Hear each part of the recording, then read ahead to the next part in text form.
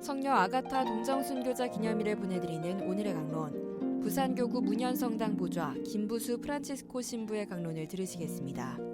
오늘 복음은 마르코 복음 6장 1절에서 6절까지의 말씀입니다.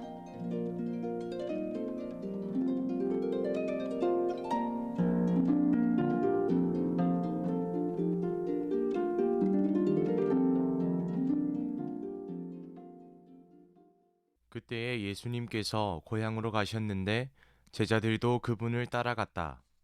안식일이 되자 예수님께서는 회당에서 가르치기 시작하셨다. 많은 이가 듣고는 놀라서 이렇게 말하였다. 저 사람이 어디서 저 모든 것을 얻었을까? 저런 지혜를 어디서 받았을까? 그의 손에서 저런 기적들이 일어나다니.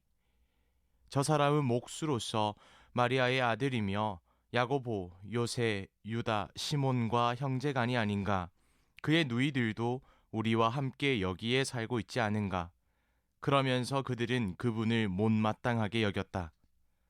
그러자 예수님께서 그들에게 이르셨다. 예언자는 어디에서나 존경받지만 고향과 친척과 집안에서만은 존경받지 못한다.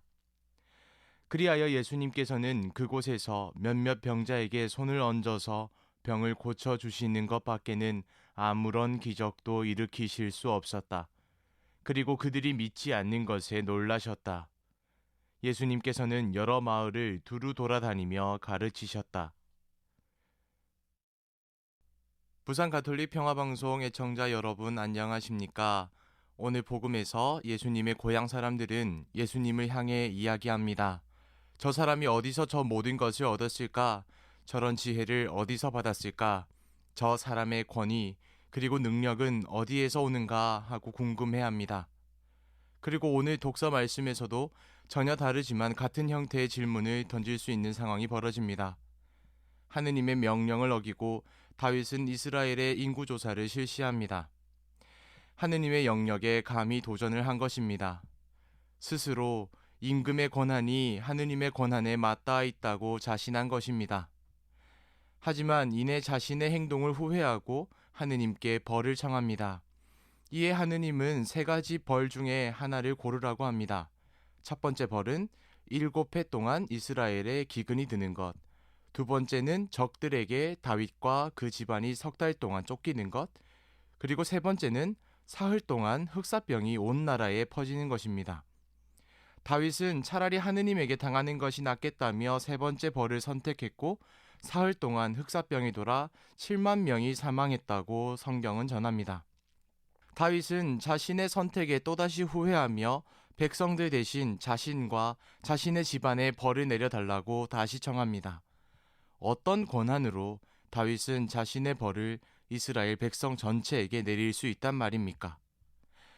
다윗은 자신의 권한과 권위가 하느님에게서 왔다는 사실을 잊었습니다. 나라를 다스리는 권한은 받았지만 그것이 하느님에게서 왔고 하느님을 넘어서지 못한다는 것을 잊은 것입니다. 이것은 원죄가 여전히 반복되고 있음을 보여줍니다. 여전히 사람은 하느님처럼 되려고 하고 더 나아가 하느님보다 높아지려 하는 욕심을 가지고 있음을, 그리고 그것 때문에 죄가 생겨나고 있음을 잘 보여줍니다. 하지만 예수님은 당신의 권한을 하느님이 하고자 하는 일에만 사용하십니다. 하느님과 완전히 일치되어 계신 것입니다.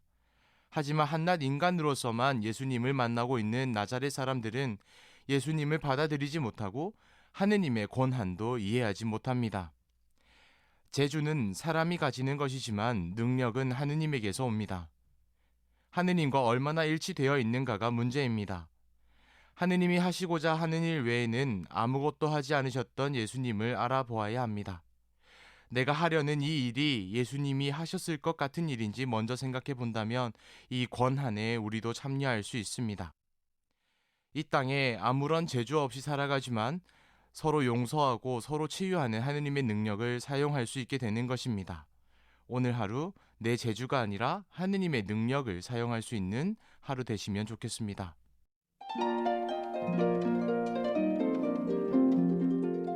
지금까지 부산교구 문현성당 보좌 김부수 프란치스코 신부의 강론을 들으셨습니다.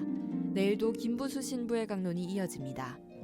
오늘의 강론은 매일 오전 11시 미사를 봉헌하며 화해와 치유의 성지로 개발되는 오륜대 순교자 성지와 함께합니다.